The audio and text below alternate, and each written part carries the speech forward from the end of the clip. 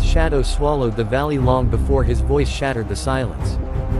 Then he stepped forward, over 9 feet of bronze-plated fury, muscles coiled like iron beneath battle-scarred skin. When Goliath spoke, even the earth seemed to tremble. "Choose a man, by the ranks of Israel, let him send me come a down and fight man! me." For 40 mornings Choose and a 40 champion! evenings, that You will challenge echoed serve across us! the battlefield. And every single time, the army of Israel stood frozen. Warriors who had once celebrated victory around their campfires now couldn't lift their eyes from the ground. Their swords were sharp, but their courage had grown dull. Fear had become an enemy no weapon could defeat. And it was winning without a single drop of blood being spilled. But no one on that battlefield knew that God was about to send an unlikely shepherd whose faith would accomplish what an entire army could not. Before we continue, don't forget to subscribe, like this video, and tell us in the comments where you're watching from. In the hill country of Judah, far from the battlefield, a young shepherd named David walked behind his father's sheep with nothing but a staff, a sling, and a heart that had already learned to trust God in the dark. He was the youngest of 8 brothers, the one sent to the fields while the others were sent to war. His hands were rough from wrestling wolves off the flock. His arms were strong from years of swinging a sling at any predator foolish enough to threaten one of his father's lambs. But to his family, he was still simply the boy who watched the sheep. Not a soldier, not a warrior. Just David. Jesse, his father, was a good man, but even good men sometimes overlook the ones closest to them. When his 3 eldest sons marched off with King Saul's army, no one thought to send David. He was needed at home, tending the flock, humming songs to the stars at night, songs that would one day become the psalms sung by nations who had not yet been born. There was a quiet ache in David during those days, though he rarely spoke of it. He loved the sheep. He loved the hills. But somewhere deep inside, there stirred a longing to be counted among those who fought for something greater than themselves. "David, my One son, morning, take this Jesse bread, called cheese, and David grain in for from your the journey." fields. "Yes, father. "Take this grain Go and with these strength loaves and to your faith. brothers," The Lord he will said, guide you. pressing a sack I will, into David's Father. hands. "And carry these 10 cheeses to their commander. See how your brothers are faring, and bring back word." It was a simple errand, the kind any father might send a younger son to do. Jesse could not have known that he was sending David toward a battlefield that would change the course of Israel's history forever. David rose early, left the sheep with a keeper, and set out toward the Valley of Elah, where the armies of Israel and the Philistines faced each other across a ravine. He walked with the eagerness of a young man finally given a task that felt important, humming under his breath, I have unaware supplies. that his Bread life for was the about men. to split into a To the before and an front! after. Move! When David arrived Soldiers, at the the camp army is was alive! moving into position, To our brother shouting the battle lines! cry, the I kind of bring sound bread meant to summon from courage home! even when courage was in short supply. David left his supplies with the keeper of provisions and ran toward the ranks to find his brothers. "David, what are He you doing found here? Eliab, Go home! his eldest brother, This is no place standing for a rigid shepherd among the boy. soldiers. I came to fight, Eliab. But You're before just a David boy. could greet You'll him be properly, killed. the ground The shook Lord again. is with me. Goliath stepped out from the Philistine line, exactly as he had every day for 40 days, and shouted the same challenge he always shouted. "Why have you come I out to defy line the up for armies of battle? Israel! Am I not a Philistine? Send and are me you a not man to servants of fight! Saul? None Choose a can man stand and let before him come me! down to me. If he is able to fight and kill me, we will become your subjects. But if I overcome him and kill him, you will become our subjects and serve us." David watched the men around him. Soldiers who had trained for years, who wore armor forged for battle, who had sworn oaths of courage to their king, turned pale and stepped backward. Not one man moved forward. David felt something rise in his chest, something between disbelief and holy anger. "Who is this uncircumcised Philistine?" David asked the men standing near him, that he should defy the armies of the living God. The soldiers exchanged surprised glances at the boldness of the question. One of them explained that the king had promised great riches to any man who killed Goliath, wealth, his daughter's hand in marriage, and freedom from taxes for his father's house. But even the promise of a king's daughter could not push a single warrior toward that valley. Then Eliab overheard David's question, and something in him snapped with the frustration of a man who had spent 40 days afraid and ashamed. David, Why have you come what are you down doing here? here? Get back to the Eliab fields. demanded, I came to his fight, voice Eliab. sharp enough The to Lord cut. is with me. You fight And with whom Goliath? did you You're just leave a those boy. few sheep I in the have faith. wilderness? God will deliver I us. know your pride in the wickedness of your heart. You came down only to watch the battle. The words stung, unfair as they were. Eliab was not truly angry at David. He was angry at himself, at his own fear, and it was easier to aim that anger at his younger brother than to face the truth of his own trembling hands. David did not shout back. He did not storm off in wounded pride. He simply said, "What have I done now?" Was it not just a question? And he turned away, still troubled by what he had witnessed. Something inside him could not accept what everyone else had already accepted. That fear was simply how things were now, that Goliath's voice was more powerful than the God they claimed to serve. Word of David's questions reached King Saul, and the king sent for him. When David stood before Saul, the contrast was almost unbearable to witness. It is not for a boy. Saul, tall and imposing, dressed in the armor of a warrior king, and David, a shepherd boy with sun-browned skin and a shepherd's staff still in his hand. "Let no one lose heart on account of this Philistine," David said. "Your servant will go and fight him." Saul studied the boy in front of him, and something like pity crossed his face. "You are not able to go out against this Philistine and fight him," Saul said. Let no one lose heart. I will fight "You this are only a Philistine. young You are man, but a and he youth. has been a He is a warrior from warrior. his The youth." Lord who saved me It from was the lion kind will of save me dismissal from this David had Philistine. likely heard his Go, entire the Lord be life. with you.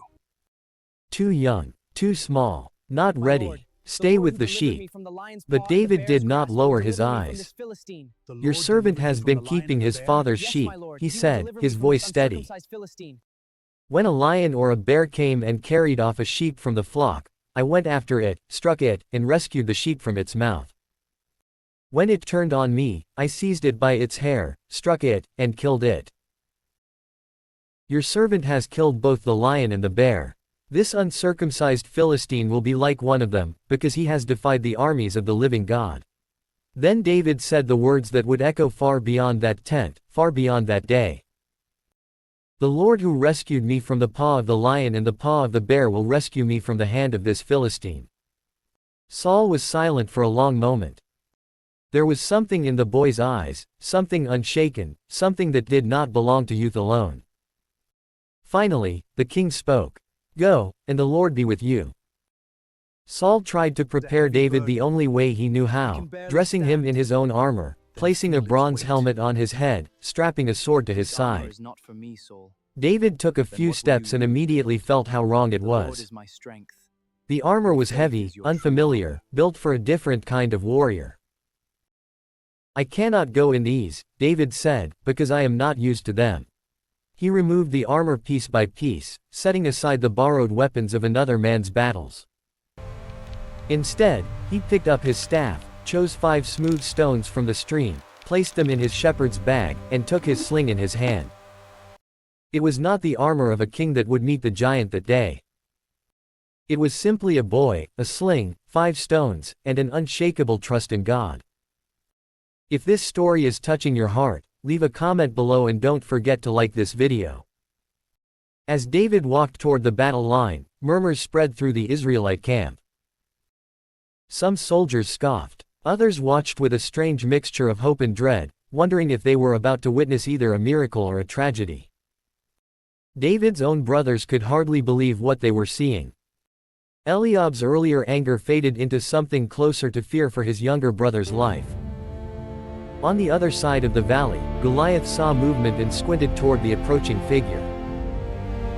When he realized it was only a boy, ruddy-faced and handsome, without armor, without a sword, carrying nothing but a shepherd's staff, the giant's laughter rolled across the valley like thunder. "Am I a dog," Goliath bellowed, "that you come at me with sticks?" He cursed David by his gods, the false gods of stone and metal that could neither see nor hear nor save. "Come here," Goliath shouted, "and I'll give your flesh to the birds and the wild animals." David did not flinch. He did not run. He stood his ground in that valley, a shepherd boy facing a giant, and when he spoke, his voice carried a strength that had nothing to do with the size of his body. "You come against me with sword and spear and javelin," David said, "but I come against you in the name of the Lord Almighty, the God of the armies of Israel, whom you have defied. This day the Lord will deliver you into my hands, and I'll strike you down and cut off your head. Today I will give the carcasses of the Philistine army to the birds of the air and the beasts of the earth, and the whole world will know that there is a God in Israel. All those gathered here will know that it is not by sword or spear that the Lord saves, for the battle is the Lord's, and he will give all of you into our hands.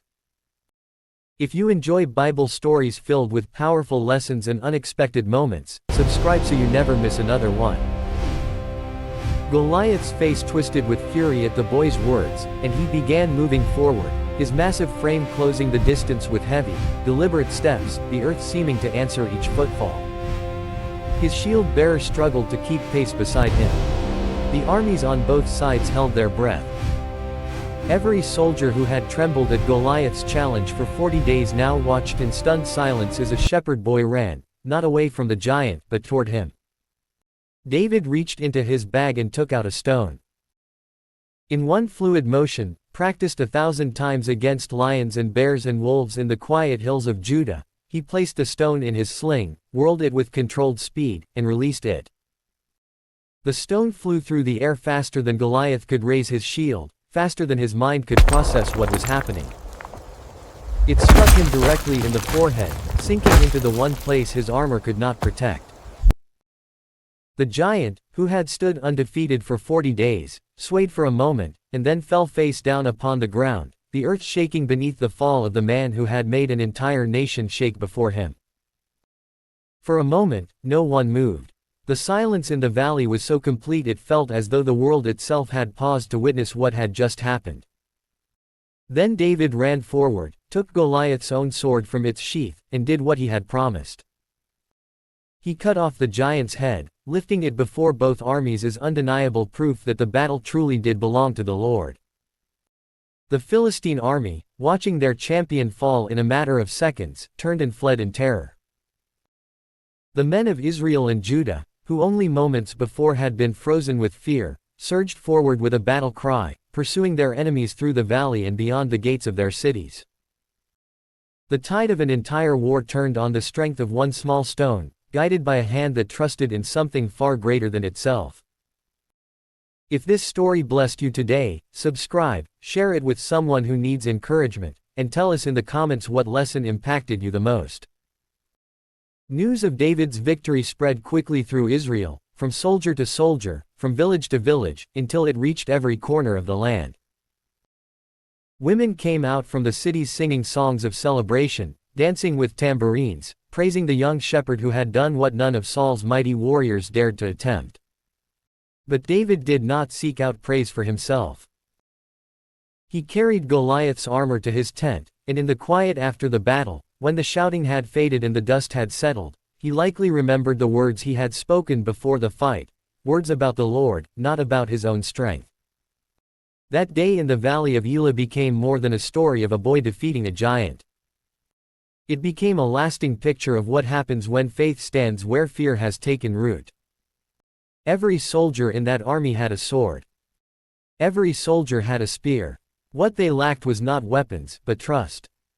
David did not win because he was stronger than Goliath. He won because he refused to measure the size of the enemy against himself, choosing instead to measure the enemy against the God he served.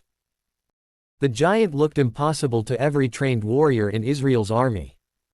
But to a shepherd who had already seen God's faithfulness in the quiet, unseen moments of tending sheep, guarding them through storms, defending them from lions in the dead of night, Goliath was simply one more threat that the Lord was more than able to overcome. There is something deeply personal in this story for anyone who has ever felt too small, too young, too overlooked to matter.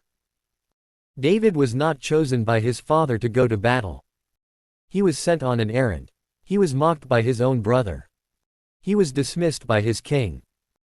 And yet God had already been preparing him in the fields, in the ordinary and unseen seasons of life, long before the world ever knew his name.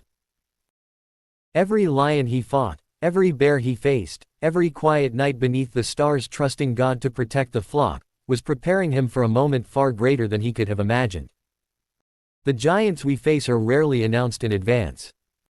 But the faith we build in our hidden seasons becomes the very strength we carry into our loudest battles. The story of David and Goliath teaches that courage does not always look like the absence of fear. It looks like moving forward even when fear is present, because trust in God has grown larger than the fear itself. David did not deny that Goliath was strong. He did not pretend the giant was any less real or any less dangerous. What David refused to do was let the size of the threat overshadow the size of his God.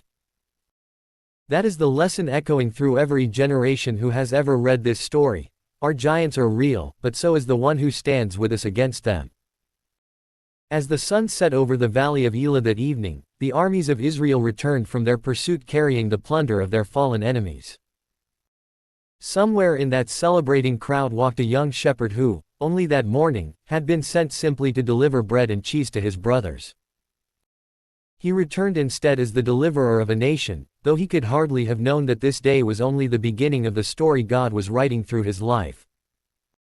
Kings would rise and fall, battles would still be fought, and David himself would face trials far greater than a single giant in a single valley. But in that moment, walking beneath a darkening sky with the sword of Goliath in his hand, he carried with him a truth that would guide him through every valley still to come: the battle belongs to the Lord. May this story remind you today that whatever giant stands before you, whatever fear has kept you frozen, whatever voice has told you that you are too small, too young, too unqualified to face what is ahead of you, the same God who stood with a shepherd boy in the Valley of Elah stands ready to meet you in your own valley too. Trust him with the stones you have, however few they may be, and watch what he can do with a heart that is fully surrendered to him. Remember this: David didn't defeat Goliath because he had a better weapon. He defeated Goliath because he trusted the God who never loses battles. The same God who turned one small stone into a nation's victory is still able to turn your weakness into his strength today. If this story encouraged you, subscribe for more powerful Bible stories, leave a like, and tell us in the comments, what giant are you trusting God to help you overcome? Until next time, may God bless you, strengthen your faith, and remind you that the battle belongs to the Lord.